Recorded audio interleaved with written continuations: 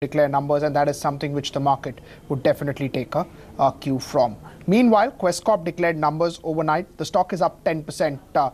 Clearly, one of the best mid-cap numbers that you've seen in a while. We'll just pull up Quess Corp. It's up 10%, 658, extremely strong in terms of numbers. To get further details about the numbers, the management is now joining us on the phone line, Mr. Ajit Issac, CMD at Quess Corp. Sir, congratulations firstly on a great set of numbers. Can you just explain the numbers for our viewers and what led to the growth? Thank you, and happy to join you this morning. This is our first operating quarter since we listed, and we're pleased with the solid set of numbers that our businesses have delivered. Our revenues are up by almost 27%. We are at about 1,017 crores on a year-on-year basis, up from about 802 crores last year. Our EBITDA is at about 55 crores, up 45% from 38 crores last year. And our PAT is up 66%, up to about 30 crores from about 18 crores last year. Similarly, our margins also have expanded from about 4.7% to about 5.4% of this quarter. Last quarter, this year, we were about 5.3%, so we've seen a small expansion margin across the last 3 months too. On a couple of other points, we've reached a headcount level of about 140,000 people across all our businesses. Our temp staffing business in our human resources vertical has crossed 100,000, which is a landmark. Add to that the 10,000 people we have in professional staffing, we are about 110,000, making us perhaps the largest in that space in India. So that's the summary of results that we've achieved for this quarter. Right. Can you just talk to us about the working capital days? What was the situation over there? Yeah, our DSO right now is about 75 days. Same time last year, we were at almost a similar number. But interestingly, we've dropped about 10 days off our DSO from the last quarter of this year, from 85 to about 75, indicating a better collection cycle and better utilization of our working capital arrangements. Therefore, intensity of working capital is therefore dipped a bit for this quarter, and we hope to continue to maintain this momentum of reducing the working capital intensity. Right. So I have one of the brokerage reports about Quess Corp, which says that one of the big differentiation between Quess Corp and TeamLease would be that Quess Corp extends the funding for 40% of its general staff revenues. Can you just explain that? Yeah, I think the big difference between TeamLease and us is not as much in terms of whether we fund or not, but we are fundamentally two different companies with different business models. We are a business services company in which human resources is one of the 4 things that we do. For TeamLease, that's the only thing that they do. So, only about half our EBITDA out of 55 comes from human resources, whereas the other half comes from a set of other businesses like technology, industrial asset management, and facilities management. In the human resources space, our staffing model is slightly different from what they do. We provide people and also take responsibility for some tasks. So our operating EBITDA is almost about 4.5% versus less than half of this at the other company. So effectively, these are two different business models, and in a sense, we're not really competing against each other in that sense. Right. So, but one of the key things that you would look at is working capital improvement over the next 2 years, or, trying to get that number down further?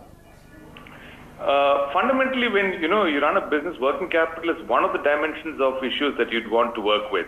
To us, there are 3 or 4 other issues also as important as working capital itself. The first one is growth. Growth, we've historically had a 52% CAGR across the last 5-6 years. We would want to achieve as much as possible the same numbers going forward. Second is margin expansion. We are right now at 5.4%. We had a stated target of getting to about almost 8%. We've announced 3 acquisitions as well in this board meeting. These acquisitions give us businesses that are working at about 7.5%. So we are clearly margin accretive in this process. The third thing is return on capital. We are right now at about 22% or so return on equity.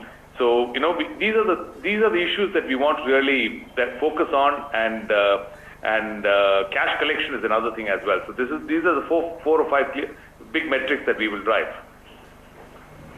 Right. Sir, just a word as far as the entry barriers in the business are concerned. It's not a very high margin business. Plus entry barriers are not particularly that great. So your focus would also be on volume growth and how you get the volumes going ahead. So I think it's there are various issues that intersect here. One is entry barriers are low at the commoditized level of staffing. We are not really in that play at the 1%, 2% EBITDA margin business. One. Second is we are looking at going up the value chain, and if you look at the set of businesses that we've assembled on our platform, it's difficult for anyone to come and put all these businesses and run a market-leading platform of this type. So entry barriers, in my opinion, are significant, and the replacement cost of this asset is substantial.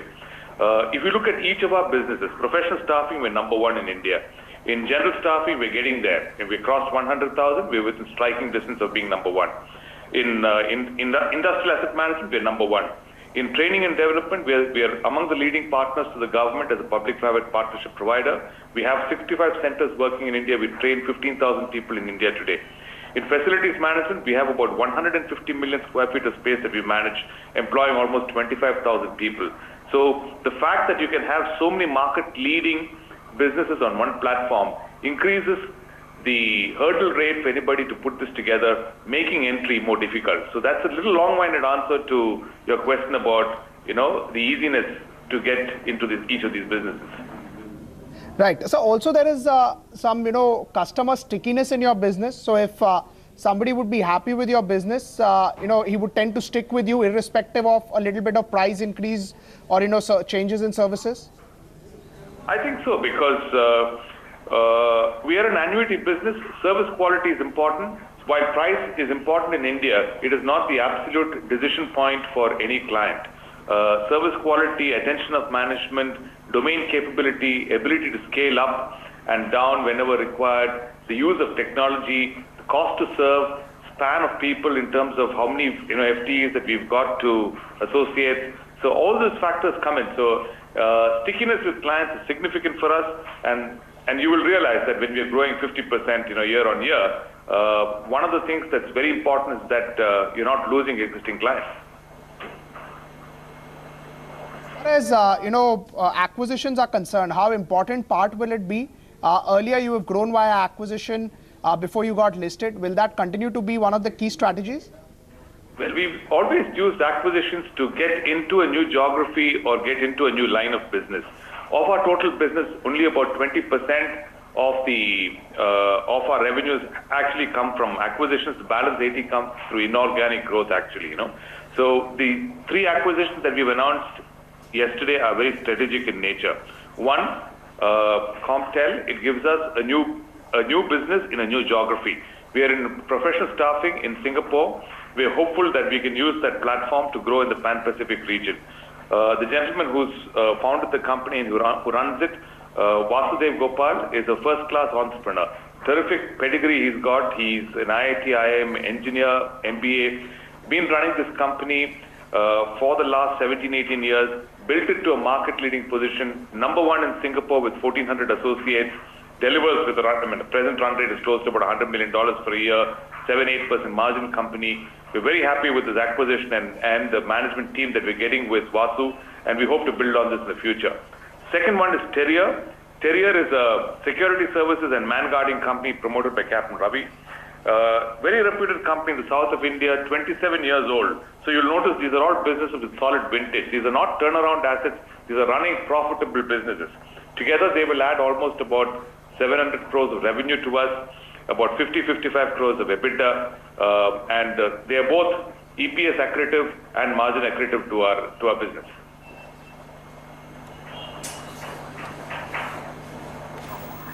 Right. Sir, what is the cash on the books that your company has?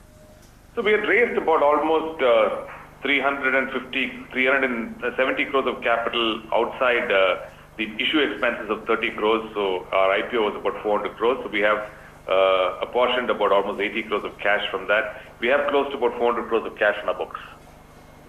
Right. And how do you now plan to deploy it? Can you tell us what is the amount that you're paying for these acquisitions? So for these acquisitions, we will use a combination of cash that we have with us, and maybe possibly we'll raise a little bit of debt to finance the acquisition in Singapore. We're sufficiently funded to do both these acquisitions, and we in fact we're not carrying any long-term debt in our company, so our balance sheet gives us the opportunity to raise some debt to fund some more acquisitions if we need to. Right. So I wanted to understand margin profile. You said these new acquisitions will be, accretive, earnings accretive. But for the line of business that you have, staffing, industrial management, what is the kind of margin profile that you're looking at, and how much can you grow the margins by, say, the end of this year? So let's look at each segment of our business. Human resources. We're currently at about 4.5% in margins. We were formerly at about 4.3%, so that's growing. That's added to the margin profile of that business has grown. Globally, if you look at the best performing human resources companies, they're between 4.5% to about 5.5–6% in the general staffing space. In professional staffing, they can go up to about 8%. So we are really in the top bracket of general staffing companies by margin profile.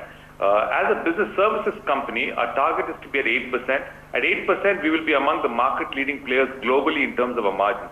We are currently at about 5.4%. With the acquisitions, we will get to about 5.7 to 5.9%, closer to 6%.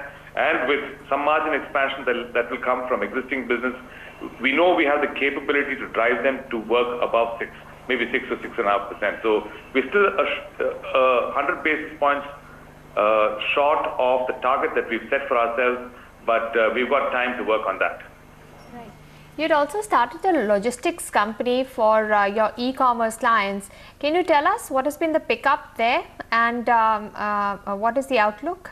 Yeah, it's just a couple of months since we incorporated the company and we got started with that. We are right now in the last mile play, working at developing the technology platform and the domain capability to be in the full value chain of supply chain and logistics. I think in the next quarter we should be able to give you more information about how much we've progressed. But we've got work ongoing and a project team working on managing warehouses and helping with developing logistics solutions for the manufacturing industry too. So for the entire financial year FY17, what kind of organic growth are you looking at in revenues and profits? Yeah, so we've historically said that we will, our internal goal is to grow at about 20% organically across all our businesses, and that's really what we're working with. We're hopeful that we will achieve that. Anything that we do in acquisition should sit on top of that. But if you're going to go by the past, and that's an indicator of what the future can do, we have grown by about a compounded annual growth rate of 50% for the last 5 years. All right. Thank you so much for speaking with us at NDTV Profit and giving us details of the earnings posted by Quess Corp and the acquisitions made by the company. They're looking at an organic growth of 20% for this financial year, but given the kind of string of acquisitions they have made and the pattern that they followed in the past, they have grown at 50% on a compound annual basis for the last 5 years. So that counter doing very well, up 10% or so. We're slipping into a break now. We come back with more on the market action and earnings. Stay with us.